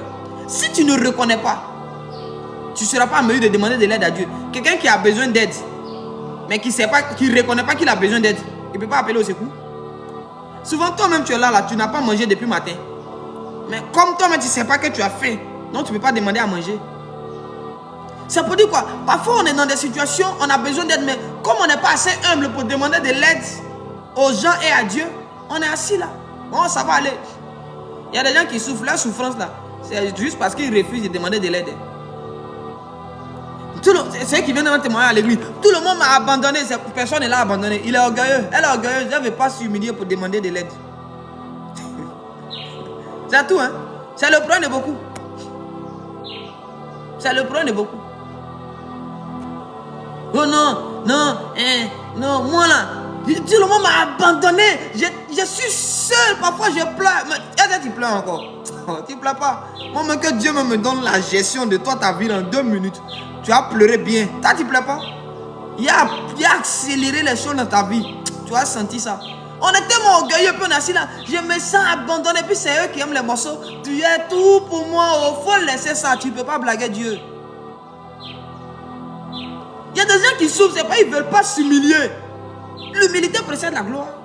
Sois humble, Dieu va te bénir. Il y a des gens autour de toi que Dieu a mis pour t'aider. Mais toi, tu dis non, moi, je ne me vois pas en train d'aller auprès d'eux. Tu ne te vois pas, non? Et là, tu souffres encore. Tu manges encore. C'est pas même tu arrives à manger mais 2 fois par jour que pour le moment tu parles. Mais le temps vient. Il faut continuer dedans, hein, tu vas voir. Le peu que tu as là, on va t'arracher ça. Le peu que tu as là, Dieu va prendre et puis on va voir. Si tu vas demander aide ou tu n'as pas demandé aide. On va voir. On est assis là. On est assis. Dieu n'est pas pressé. Là, tu joues à Dieu. Nous, on plaisante. Il n'est pas pressé. Parfois, tu te dis que non, je n'ai pas besoin d'aide. Je n'ai pas besoin de quelqu'un. Tu vas avoir besoin. Tu auras besoin. Ça vient. C'est toujours les victimes éternelles. C'est eux qui sont toujours seuls. C'est eux qui sont toujours abandonnés. C'est eux qui sont toujours rejetés. Ils ne vont jamais te dire pourquoi on les rejette. Oh, ma famille m'a abandonné, mes amis, tout le monde est parti. Moi, ce genre de morceaux là, dans l'église où les gens pleurent par émotion, je n'aime pas ça. Moi, je n'aime pas ça. L'adoration là, ce n'est pas un lieu où tu vas venir te jouer, venir faire pitié. L'adoration, on vient dire à Dieu qu'il est grand. Maintenant, les adorations sont transformées en séance de compassion où on vient faire pitié devant Dieu. Personne ne t'a laissé. Tu es orgueilleux, change de vie. Sinon, tout le monde est là, on t'étend la main. On veut t'aider. Mais tu n'es pas un pour reconnaître que tu as besoin d'aide. Quand on te dit fais ça, tu dis non. Pourtant, tu n'as rien et puis toi, tu es orgueilleux. Non, on va supporter 2 choses. Ta pauvreté et puis ton orgueil. Mais aide-nous. Il faut nous aider à t'aider, frère. Il faut aider les gens à t'aider. Il faut aider les gens à t'aider. Dieu me veut t'aider, tu ne veux pas. Tu n'as pas l'argent. Tu es orgueilleux pour mettre dessus. Mais attends. Au moins, tu as l'argent, on peut supporter un peu orgueil, on peut lutter pour changer. Mais les 2 mains, tu n'as pas. Et puis, c'est toi qui parles beaucoup. Que l'orgueil quitte nos vies. Ça nous détruit. L'orgueil nous détruit. Je vous assure. Nicodème a regardé jusqu'à il dit, ah, cette affaire-là, si elle ne met pas mon orgueil de côté pour aller voir le petit de 33 ans là. Oh, il y a des choses on ne va pas comprendre. Et il va la nuit. Il dit, Jésus, il dit, maître, nous savons. Toi et puis qui Nicodème. Il dit, nous savons. Donc Nicodème représentait un groupe de personnes qui a décidé de laisser son orgueil de côté et de venir apprendre au pied du maître. Le jour où tu as laissé ton orgueil, tu vas voir qu'il y a des gens autour de toi qui sont prêts à t'aider. Mais c'est toi-même qui avais le problème. Dieu n'a jamais abandonné un homme sur la terre. Venir à l'église, prendre le micro et dire non, j'étais abandonné là. Tu insultes Dieu. Moi-même, tu commences à faire ce genre de témoignages dans mon église. Il dit, prenez mon micro. Oh, j'étais seul. Tu étais orgueilleux ou même tu étais seul. Dieu n'a jamais laissé un homme seul. Je vous assure, jamais. Il n'y a pas quelqu'un qui est seul. Dieu ne laisse pas les hommes seuls. David dit, même s'il est dans la vallée de l'homme de la mort, tu es avec moi. Toi, tu n'as rien comme un but, tu étais seul. Comment tu as fait et puis tu es seul? Il faut nous expliquer. Changeons de vie. Et que Dieu nous aide. Écoute-moi bien. Arrête de vouloir changer par tes propres forces. Essaie par tes forces. Mais invite-le, le Saint-Esprit. Il est venu pour nous conduire. La Bible déclare, il viendra vous conduire dans toute la vérité. Invite-le. Il ne faut pas chercher à faire les choses seul.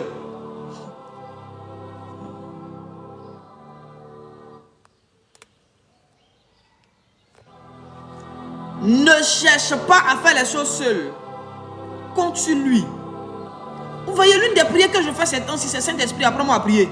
Parfois là, on a l'impression que ce qu'on a l'habitude de faire là, c'est tellement bon. Tu penses que tu pries. Au nom de Jésus. Au nom de Jésus. Parfois le Saint-Esprit te dit, mais attends, il fait quoi même? Elle fait quoi? Elle a quel problème? C'est quoi ça? Calme-toi mon enfant. Est-ce que tu as une fois dit à Dieu, Seigneur, apprends-moi à prier? Non. Toi, tu sais prier depuis école du dimanche. On t'a appris à prier. Donc, le système de 1902 là, tu penses que ça tient encore aujourd'hui? Alors que les sorciers ont changé de stratégie, toi, tu es encore dans le même système de prière. À un moment donné, dis, laisse ton système de prière que tu connais. Dis, Saint-Esprit, apprends-moi. Soyons un pour demander aux gars là de nous apprendre à faire les choses. Saint-Esprit, apprends-moi à faire. Apprends-moi à pardonner. Aide-moi. J'ai besoin de toi. Comment on fait? Parfois, on n'a pas la patience. On n'a pas le temps. On se dit que le Saint-Esprit est trop lent. On se dit que le Saint-Esprit ne comprend pas nos réalités. C'est nous qui vivons la chose. C'est urgent. Est-ce que le Saint-Esprit même, est-ce qu'il comprend l'urgence même de ma situation? Je n'ai pas le temps. Je n'ai pas le temps. Frère, il faut te calmer. C'est lui qui gère le temps. Toi, tu n'as pas le temps. Mais tu n'as pas le temps. C'est Dieu qui a le temps. C'est lui qui a le temps dans la main. Toi, tu ne peux pas avoir le temps dans ta main. Tu es trop pressé. Calme-toi. Calme-toi. Tu es pressé là. Tu vas où? Tu es pressé pourquoi? Calme-toi. Il faut te calmer. Jésus sait ce qu'il fait. On dit non, Lazare est malade. Jésus, il faut venir. On l'envoie une première vague. Il dit, calmez-vous. Il est venu. Les disciples commencent à dire, mais Jésus, mais on dit Lazare est malade. Allons vite, allons vite. Ton ami Lazare, il dit, hé, laissez affaire de Lazare là. Concentrons-nous. Est-ce que Dieu ne sait pas que la maladie la tue? Il sait. Jésus sait pas. Jésus sait. Il sait, mais il dit, calme-toi. Oh, mais toi, tu es plus conscient que Dieu même. Il faut te calmer, champion. Si Dieu dort, il faut dormir. Si, moi, il dit toujours, il dit moi. Parfois, tu as dit que non, ton affaire là, je ne prends pas au sérieux. J'ai dit que si Dieu dit, mon enfant, laisse ça. Ton affaire là, mais je ne parle plus de ça. Je mets ça dans le placard et puis je dors. Je suis concentré sur chose. Pourquoi? Parce que celui qui a agi, celui qui va régler le problème, il dit laisse ça. Mais bon, maintenant, moi, il dit, il ne laisse pas. Lui, il dit laisse. Moi, il dit, il ne laisse pas. Il me fatigue inutilement. À moins que Dieu n'ait rien dit. Si Dieu n'a pas encore parlé, force-le à parler. Mais s'il a dit, ne crains rien. Ne crains rien alors. Mais sinon, quand tu vas craindre, ça va changer quoi? Bon, tes inquiétudes, là, une fois délivré qui? Ton inquiétude a une fois fait un dépôt sur ton compte bancaire? Est-ce que ton inquiétude a une fois guéri quelqu'un? Est-ce que ton inquiétude là a une fois transformé la vie de quelqu'un? Non. C'est Dieu qui transforme quand il veut, comme il veut. Donc s'il dit calme-toi, il faut te calmer, pardon. Il faut te calmer. Si Dieu dit calme-toi, calme-toi. On est pressé. On est pressé. On veut que Dieu fasse quand on veut, comme on veut, où on veut. Pourtant, ce n'est pas comme ça que Dieu marche. C'est nous, on doit faire comme il veut, quand il veut, où il veut. C'est le Saint-Esprit qui nous conduit, ce n'est pas nous, on le conduit. Mais aujourd'hui, là, nous, on l'a pris, le Saint-Esprit, on l'a mis derrière. On dit, suis-nous, tu viens d'arriver sur la terre. La terre que lui-même, il a créée, au-dessus de laquelle il était en train de se mouvoir, avant que tu ne naisses, tu n'existes là. Toi, tu as lui dit que tu connais les réalités de la terre que lui. Que lui ne paye pas le loyer, toi, tu payes le loyer. Seigneur, tu ne connais pas les factures, hein? Les factures sont bourrées ici, hein, Seigneur. Ah, ici, là, nous, on paye les factures. Toi, tu connais la valeur des factures que Dieu. Parfois, on a l'impression que Dieu est inconscient, quoi. On insulte Dieu. C'est comme si Dieu, là, c'est-à-dire qu'il est déconnecté de nos réalités. Pourtant, même Dieu, même là, il est plus conscient de nos réalités que nous-mêmes. Dieu est plus conscient de nos réalités que nous-mêmes. C'est nous qui ne sommes pas conscients de nos propres réalités. Tu ne sais pas dans quoi tu es. C'est pourquoi tu penses que Dieu ne sait pas dans quoi tu es. Sinon, Dieu sait. Et il veut te conduire dans de verts pâturages. Il veut te conduire près des eaux paisibles. Mais toi, toujours en train d'aller vers les eaux troubles. Toujours en train de te promener dans les déserts. Comme une vipère. Non. Non. Laisse Dieu te conduire. Laisse le Saint-Esprit faire. Laisse-le t'aider à pardonner. Parfois, c'est toi-même qui tu t'agrippes à ces mauvaises choses-là. Tu ne veux pas laisser ça. Quand Dieu essaie de te faire aller de l'avant, non, non, non, non, je ne peux pas laisser ça. La petite voix douce du Saint-Esprit qui est en train de te parler dans ton cœur pour dire, laisse tomber. Tu étouffes en même temps la voix de Dieu. Non, non, non, non, non, je ne peux pas. Je ne peux pas. Le mal qu'on va faire là, moi, Seigneur, c'est vrai, je t'aime, mais ça, seulement, je ne suis pas encore prêt. Je ne suis pas encore prêt. Tu n'es pas encore prêt à pardonner. Ok. Tu n'es pas encore prêt à laisser les choses tomber. Ok. Dieu aussi n'est pas encore prêt à te bénir. Et puis on attend. Si tu meurs avant ça, il va donner ça à quelqu'un d'autre. Il va donner à quelqu'un d'autre, calmement. Dieu ne va pas te forcer. Dieu, non, il ne va pas t'obliger. Tu n'es pas Jonas. Jonas me met dans le ventre du poisson. Si ce n'était pas repenti là, elle est restée là-bas. Je vous assure. Demandez au Seigneur de venir nous aider à faire les choses. Peut-être que tu sais tresser. Moi, je sais tresser, j'ai appris. Malgré l'expertise que tu as acquise par l'apprentissage, demande encore l'aide du Saint-Esprit. Ça va donner une touche particulière à tes tresses. Tout le monde sait parler. Tout le monde prêche. Mais qu'est-ce qui fait la particularité d'un prédicateur? C'est sa capacité à se soumettre au Saint-Esprit et à se laisser guider par lui. Qui fait que, on dit, c'est vrai, les gens parlent, mais celui-là, sa manière de parler, il y a telle chose dedans. Pourquoi tu es sur ce live? Pourquoi tu es tout le temps en train d'être connecté sur mes lives? Par contre, pourtant, je ne fais pas de services prophétiques comme les autres. Il y a certains qui viennent, quand ils ouvrent leur TikTok, ils commencent à donner les noms, ils commencent à prophétiser. Mais ici, là, je ne fais pas ça comme ça. Je ne fais même pas ça. Je viens juste, on prie, on parle, et puis on s'en va. Mais tu es toujours là. C'est pas parce que c'est pas parce que je suis trop fort. C'est juste le Saint-Esprit qui a mis un peu de sel là-dessus. Et ça rend ça un peu particulier. C'est comme ça. Voilà. Quand tu pardonnes, que ça fait surface, quand ça veut venir, automatiquement, dis, refuse ça. Dis Satan. C'est là, tu parles à Satan. Mais tu dis non, non, non, mon ami, arrête de moi. Parce que parfois, tu es assis là. Et puis, peut-être que quelqu'un va faire une action. Et puis, Satan va utiliser l'action là pour te ramener dans ton passé. C'est ça, là, on t'avait fait avant. C'est la même chose qui revient. Donc, dès lors que la voix commence à te ramener les choses passées, tu dis non, c'est non. Je pardonne, je laisse tomber. Je ne veux plus. Satan, c'est passé, c'est passé. Je ne vais pas revenir sur ces anciennes choses. Non, je vais continuer ma marche. Je suis un enfant de Dieu. Moi aussi, j'ai offensé des gens. Et si eux aussi voulaient se souvenir de tout le mal que je leur ai fait. Parfois, c'est ça. Quand Satan veut te rappeler le mal que tu as fait aux autres, ou que les autres t'ont fait, rappelle-lui aussi le mal que toi aussi tu as fait aux autres. Oh, ils t'ont fait ça, tu dis, mais moi aussi, j'ai fait aussi des choses aux gens. Moi aussi, j'ai fait ça. Tu vas voir, il va s'éteindre, il va partir. C'est pourquoi la Bible déclare, dit, résister au diable et il fuira loin de vous. Si tant que tu ne résistes pas à Satan, il ne fuira pas loin de toi. Satan ne fuit que là où on lui résiste.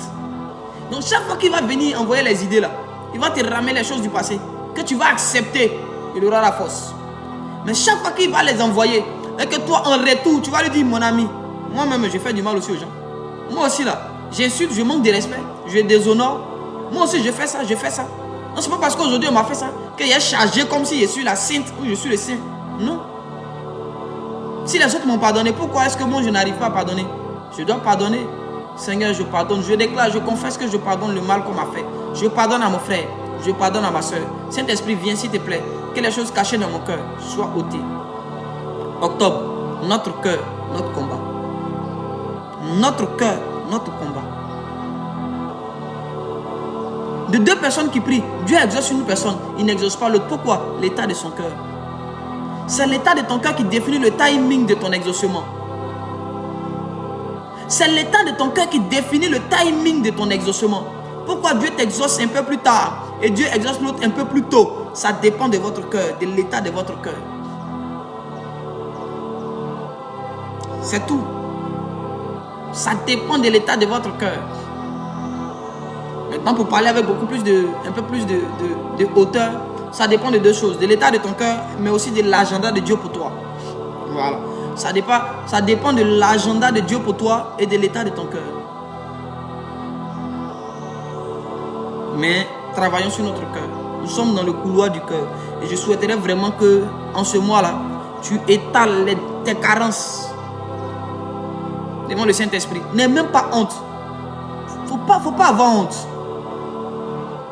Mets ça devant Dieu. Ça veut l'une des choses que j'aime chez mon épouse, c'est qu'elle n'a pas du mal à exposer ses défauts devant Dieu. Parfois, je la regarde. Au début, là, je la regarde et je dis, elle fait comment? Moi-même, mon propre défaut que je sais que j'ai, que Dieu sait, même pour lui dire encore là, c'est dur. Mon propre défaut, hein, je sais que c'est mon défaut, mais pour dire à Dieu qui sait déjà que j'ai ça là, c'est dur. La difficulté à confesser notre défaut, ça révèle qu'on est tellement attaché à ces choses qu'il y a encore de l'orgueil en nous. Parce que quelque chose, tu sais que Dieu sait, pour lui dire, tu ne vas pas avoir du mal, tu as lui dit. À moins que tu ne saches pas, ça c'est autre chose. Mais tu ne peux pas savoir que toi, tu as telle chose. Et puis Dieu, tu sais que Dieu sait tout. Mais pour venir dire à Dieu, c'est difficile.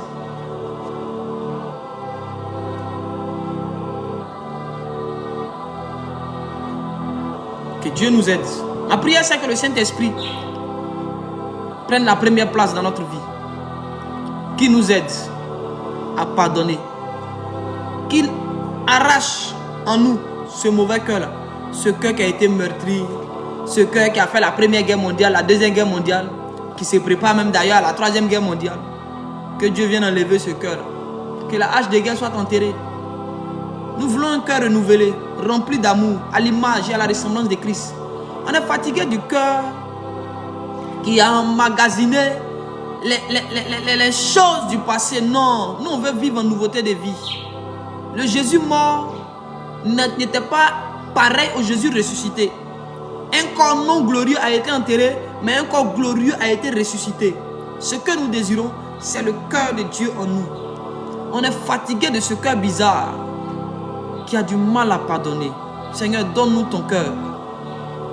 Seigneur, s'il te plaît, de même que tu répands des portions de ton esprit sur chaque homme, répands aussi des portions de ton cœur sur chaque homme. On a besoin de ça. Il n'y a pas que le Saint-Esprit que Dieu distribue, il y a aussi le cœur que Dieu distribue. Oui. Il y a l'effusion du Saint-Esprit, il y a aussi l'effusion du cœur de Dieu. Ah, je vous assure. Il y a l'effusion du cœur de Dieu. Ce que nous désirons, Père, c'est l'effusion de ton cœur. Nous voulons être remplis de ton cœur. Ce mauvais cœur-là, on ne veut plus ça. On ne veut plus. Seigneur, il nous fait défaut. Il nous empêche de voir ta gloire. Il nous empêche de comprendre certaines choses. Il nous empêche d'évoluer. Il nous empêche d'être à ton image et à ta ressemblance. On n'en veut plus, Seigneur, s'il te plaît, débarrasse-nous de ce mauvais cœur. Débarrasse-nous de ce mauvais cœur, mon Dieu, mon roi. Et donne-nous un cœur qui vient de toi-même. Un cœur qui vient de toi. Un cœur qui vient de toi. Un cœur doux, humble, sage, intelligent. Un cœur zélé pour toi. Un cœur assoiffé des choses du royaume. Un cœur amoureux de la parole et des choses du royaume. Un cœur qui aimera son prochain comme soi-même. Un cœur humble. Un cœur compatissant. Un cœur patient. Seigneur, donne-nous le cœur qui te plaît. Donne-nous ce cœur qui te plaît. Pour la seule et unique gloire de ton nom. Pour la seule et unique gloire de ton nom. On est fatigué de ce mauvais cœur. Ce qui nous résiste, ce n'est pas les sorciers. Ils sont trop petits pour nous résister. Toi, Dieu, tu ne peux pas dire que nous, on va être élevés. Et puis un sorcier va venir arrêter ce que toi tu as dit. C'est impossible. C'est notre cœur seul qui peut arrêter ta parole dans notre vie. Regarde, la seule chose qui peut arrêter la parole de Dieu dans la vie d'un homme, c'est le cœur d'un homme. Le seul être habilité à s'opposer à Dieu, c'est l'homme. Satan ne peut pas. Il est trop petit. Satan n'est pas l'image et la ressemblance de Dieu. C'est l'homme qui est l'image et la ressemblance de Dieu. C'est pourquoi le jour où les hommes se sont mis ensemble pour bâtir Babel, Dieu dit attention, hein, ceux-là ils font quoi? Confondons-les. Dieu a peur des hommes que des démons. Est-ce que tu comprends? Pas peur en termes de... pour dire que l'homme est trop fort pour frapper Dieu, pour le renverser. Non. Mais pour s'auto-détruire, Dieu même a peur de l'homme. L'homme détruit plus que Satan. Je vais enseigner ça bientôt. Où Satan vient sur la terre, il prend cahier pour noter, pour prendre des cours. Il y a des filles même qui mentent plus que le diable. Le diable lui-même il vient, il prend des leçons et vous mentez tellement que Satan même là, il vient, il prend des cours. Vous êtes devenus les professeurs de mensonges à l'université du diable. Les gens mentent. Les hommes sont pires que le diable, je t'assure. Il y a des hommes qui font pire que Satan. Ils font preuve d'une cruauté, mais le diable lui-même il dit, mais attends, je crois être mauvais, mais il y a plus mauvais que moi. Je crois être méchant, mais il y a plus méchant que moi. Moi, je crois être rancunier, mais déjà, Satan, il y a les choses que tu as fait, Satan a oublié. Mais il y a les hommes qui n'ont pas oublié. Oui, oui, oui. C'est l'homme seul qui peut arrêter la parole de Dieu dans sa vie. C'est l'homme seul qui peut arrêter la parole de Dieu. C'est toi-même qui peux arrêter la parole de Dieu. C'est pas Satan. Aucun sorcier ne peut s'arrêter devant la parole de Dieu. C'est impossible. C'est toi seul. Donc ceux qui s'opposent à ton bonheur là, c'est pas eux, c'est pas les sorciers. Oh non, je vois les sorciers, ils sont là. Frère, travaille ton cœur d'abord. Si ton cœur est libéré là, les sorciers là, on va les récupérer là. Tu vas voir, ça va aller vite. Ça va aller vite. Que le Seigneur nous aide. Afin que nous ne soyons pas les opposants de notre propre élévation. Parfois, la personne que tu vois en rêve, non, on m'empêchait de me marier, c'est pas quelqu'un d'autre, c'est toi-même qui t'empêche. C'est ton cœur là qui t'empêche de te marier. La personne qui se bat ou même qui vient diviser ton foyer là, c'est ton propre cœur. Tu as l'impression que c'est une autre personne parce que ça prend un visage que tu ne connais pas. Mais c'est toi-même, c'est ton cœur. Il y a Domio, et puis femme de nuit est venue, et puis il y a puis mari de nuit, il est venu se mettre dans mon foyer. Papa, mon foyer attaque, c'est ton cœur même qui attaque ton foyer. Il ne faut pas chercher ailleurs. L'esprit, tu as vu, c'est ton cœur, c'est lui. C'est ton cœur. Le mari de nuit, et puis on dit, il modifie mon comportement comme ça. Il faut laisser ça. Oh, il modifie mon comportement. Laisse ça. Il faut laisser ça. Mets ton cœur devant Jésus. Mets ton cœur devant Jésus. Si ton cœur est libre, aïe. Attends. Ton cœur peut pas être bien comme ça. Et puis Satan va oser venir se promener. Non, même Dieu va se lever. Dieu va se lever. Mais pourquoi toi, quand tu attaques les anges là, ils font rien? Ah, ça, Dieu nous va demander.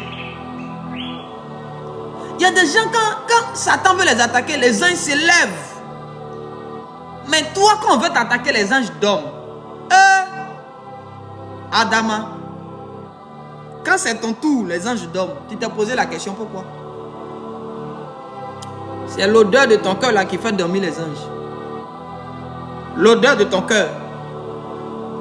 C'est un somnifère pour les anges qui doivent combattre pour toi. J'ai dit, si je commence à parler sur les choses du cœur là, tu vas trouver que j'exagère. Ton cœur là, on dit garde ton cœur plus que toute autre chose. Car de lui viennent quoi? Les sources de la vie. La parole là, elle seule vaut de l'or. Il y a des odeurs qui sortent du cœur qui endorment les anges qui doivent nous protéger. Mais c'est clair. Où était l'ange quand on t'attaquait? Il dormait? Qui l'a fait dormir? L'odeur de ton cœur.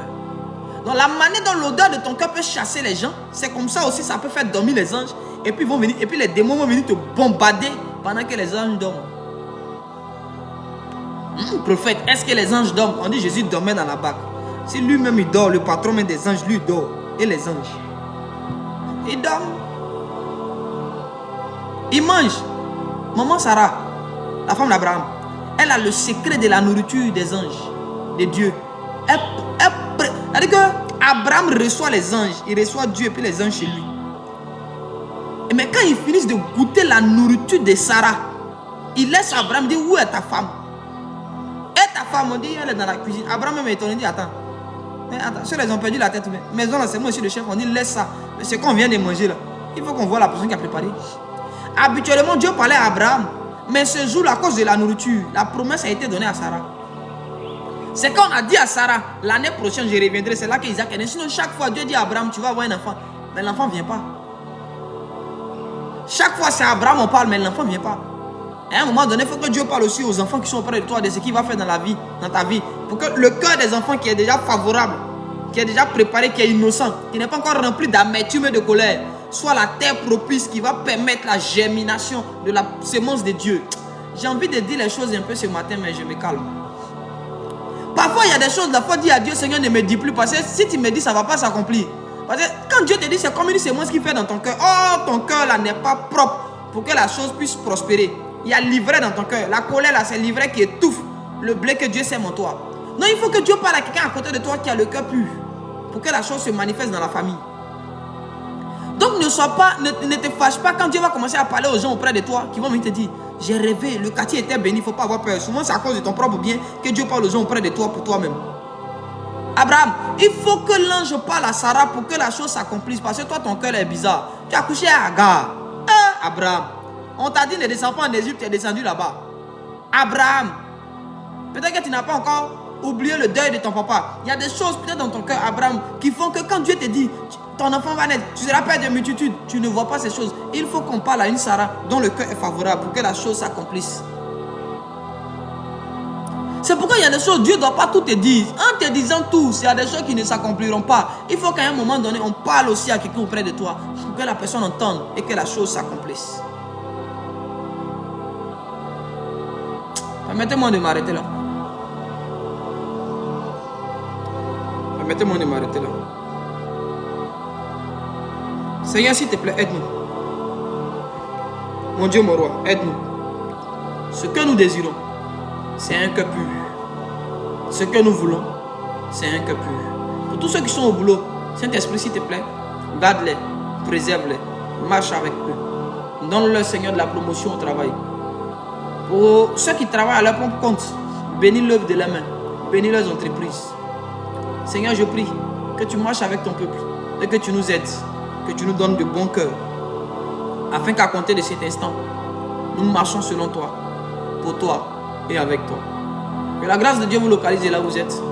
Soyez bénis, richement bénis. Que la bénédiction de l'Éternel qui n'est suivie d'aucun chagrin marche avec vous. Et que la gloire de Dieu inonde votre vie. Que Dieu fasse de vous des sources de bénédiction pour votre famille, votre entourage, votre nation, votre ville. Que l'on reconnaisse par vous que l'Éternel, Dieu, c'est lui qui est grand, c'est lui qui est puissant, c'est lui qui est réel, c'est lui qui élève. Que l'on reconnaisse par vous que l'élévation ne vient ni de l'Occident, ni de l'Orient, mais de l'Éternel des armées. Que l'on reconnaisse au travers de vous que Jésus-Christ est Seigneur, que rien ne lui est impossible. Que l'on au travers de vous voit la puissance de Dieu, la capacité à bénir de Dieu. Que Dieu brise pour vous le protocole de promotion dans votre travail. Que Dieu brise pour vous le protocole d'élévation. Et que Dieu vous impose pour la seule et unique gloire de son nom. La prière, c'est que la main de Dieu soit pour vous et contre ceux qui sont contre vous. Que Dieu vous bénisse. Ne manquez de rien. Ne manquez de rien. Ne manquez de rien. Soyez riches en amour, riches en paix, riches en joie. Soyez riches en argent, riches en bénédiction, en bonté de cœur, en compassion. Soyez richement bénis de toutes les bénédictions célestes et terrestres. Et que la terre vous donne de sa graisse. Et que les hommes ne retiennent pas ce qui est à vous. Que ce que Dieu vous a prédestiné vienne à vous maintenant, au nom puissant de Jésus. La prière est que Dieu ouvre vos yeux et qu'il vous donne beaucoup plus d'intelligence et de savoir-faire. Que Dieu t'inspire encore un nouveau projet qui va t'apporter plus, qui va te donner d'être un partenaire de l'œuvre de Dieu partout où tu iras. Que Dieu vous bénisse abondamment. Shalom famille. Excellente journée. Rendez-vous est pris pour demain. Shalom.